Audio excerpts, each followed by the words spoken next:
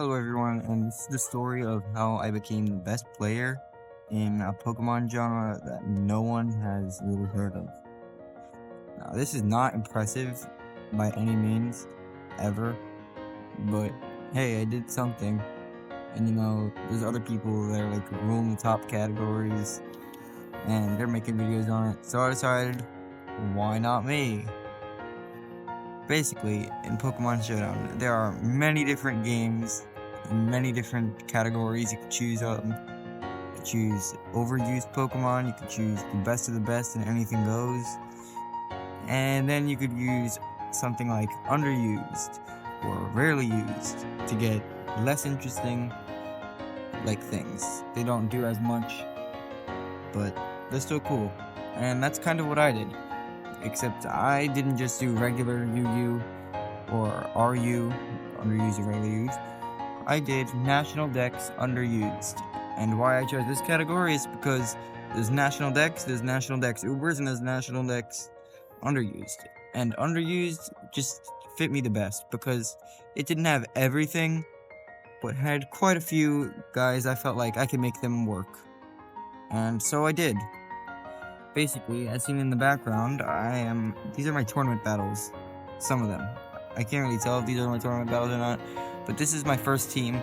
I chose a Mega Absol, a Palmot, a Reverum, a Poltegeist, and a Thundurus, and a Pyukumuku. Pyukumuku is the most insane Pokemon ever that no one actually gives it enough credit for. Because when they see it, they're like, what does this thing do? It has nothing, it does nothing, and that's all it has going for it, which is absolutely nothing. But it has the ability Unaware, and the ability Unaware allows it to do incredible things. It puts down everything that it tries to hit it with its Mirror Coat or Counter, basically acting as a Wobbuffet, but slightly different, because I don't think Wobbuffet has any reliable healing, so that's why I chose Pyukumuku.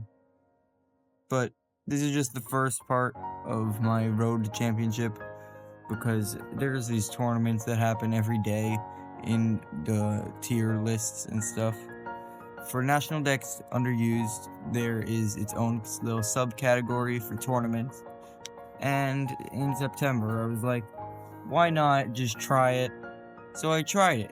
And then the first 3 tournaments I actually tried, I came first place. And I was like, wait a minute, maybe my abstract team building of never chosen Mons would actually work.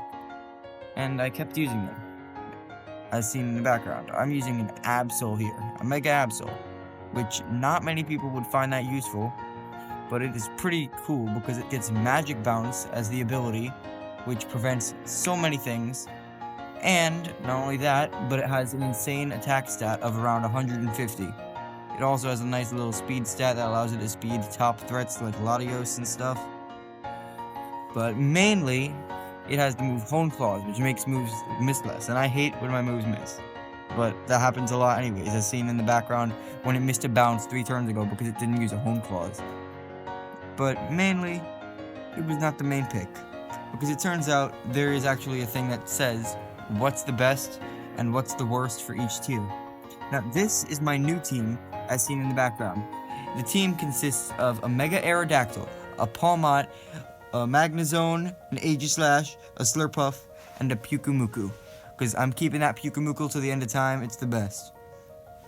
But the main objective with this team is it has something going for it. It has the Aegislash and the Mega Aerodactyl. They are the top used in the tier. Slurpuff is normally used to set up sticky webs, and that's why it is an unexpected sweeper with the move Belly Drum and the ability Unburden, which doubles its speed.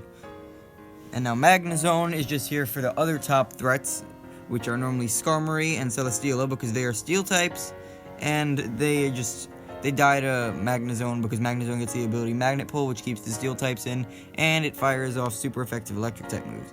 But my Magnezone is not like the rest because it gets Body Press, and Body Press helps deal with Bisharp because that is Dark and Steel, so it can't switch out and it dies immediately. And Pyukumuku is just the GOAT. So as seen in the background, Aerodactyl is showing why it's one of the top used. Metagross is always a good choice for people, but Pyukumuku just tanks those hits from Metagross, And that +1 attack that Metagross has wouldn't even do anything if it did attack. Now, as seen, Gardevoir chose the Unaware because normally it's using Innards Out, but I chose Unaware because it blocks many things. Calm Mind in front of an Unaware Pokemon does absolutely nothing because Unaware just doesn't care. And I am running max special defense just so I could live these hits, just like that. Now, in this scenario, they're going for another Calm Mind. I was hoping to Mirror Coat them and get them out of here, but luckily, their damage will never increase from that Hyper Voice that they just did, except in the scenario where I lose a special defense. And that's unfortunately what happens here. But the good news with this is Magnezone could come in, and it's so useless against their team because it has no Celesteela or anything like that. And now I can just send out Aerodactyl to easily take it out. This became my main team because that last one that you saw with the Absol and stuff just wasn't working out against the higher level players that were in the tournaments. So I had to resort to actually saying mainstream and not mainstream at the same time, which is why I still have the Pawmot, the Slurpuff, and the Pyukumuku, because those guys are not known for being that good. Now, Aegislash is one of the best ones there, besides Mega Aerodactyl, which is actually out of the game, so that's a lost cause. But luckily, Aegislash is just able to do things well, unless it's taunted, because mine only has Close Combat and Shadow Sneak to deal with some threats. As seen here, I could go for Close Combat, which still does insane damage considering it's resisted, and a -1 attack, but Pyukumuku does not care for Dragon Dances. Unfortunately, they did not go for a Dragon Dance, so this makes things compromised. And there goes Pyukumuku. If it turns out it would do damage, but I don't choose it that way. And here's good old Slurpuff. Belly drumming to get to maximum attack, and with the unburdened speed boost that is not even visible in the stat changes. So now it will outspeed everything and do the job. Unless Metagross has Bullet Punch, and that's what it did have. Luckily, it didn't really matter, because Pawmot learns Encore, which forces the target to repeat their move, and that's what I got Metagross to do here, while I revive Pyukumuku and Aerodactyl. Now, they think that will help them, and that will help them. Except Aerodactyl's back now, meaning it could easily take out Salamence, and the Pyukumuku could easily withstand anything Metagross has to offer. As seen there, Dragon Claw would easily take out the Pawmot, but Pawmot did its job. But Aegislash could always tank an Earthquake, and Swords Dance up and Shadow Sneak the final ones. Now here's the real trouble. Metagross gets Bullet Punch, which has a high priority, just like Shadow Sneak. But if Metagross is faster than Aegislash, it will go through and Aegislash will just be dead. Unfortunately, this is what will happen. Oh wait, no, it didn't happen here, because this is a slow Metagross.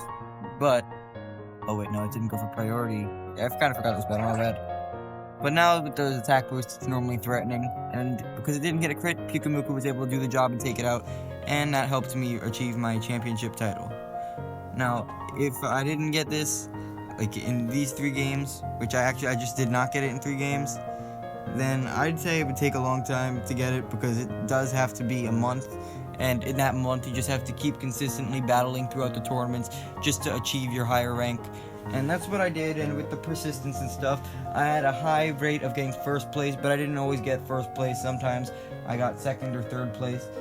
But if you just keep going with it, you just keep trying, and you just don't always fill your team up with what's best, but just with what you enjoy, then you'll get to where you have to be. You'll get to where you want to be. You get to anywhere that you want to do, you want to be low ladder, you want to be bad, you want to be good, you want to be in the middle. You could just do that. Just use the Pokemon you find cool, use strategies that you find cool, and if those strategies just so happen to have to be, or be just the mainstream ones, then you could do that. And that's what I did, and that's how I became the best player in National Dex Underused. So, yeah. I'm not no Wolfglick, but I'm just me, and it's cool I did that. My user is on the left side, CDSISJ_J.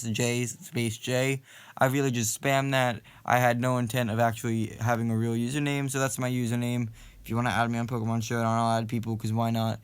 And yeah, see ya, that's the video, bye-bye.